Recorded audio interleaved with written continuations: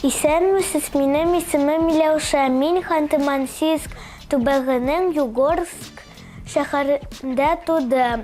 Аннан соң без Казан шәһәренә кайттык.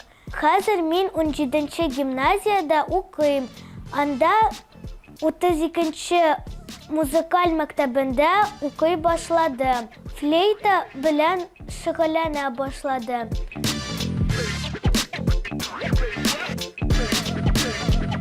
Минем укытучым Зәйтүнә Абдулхаевна белән Рушания Анасовна.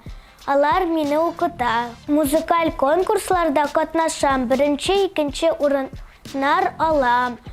Һәм дипломнарым бар.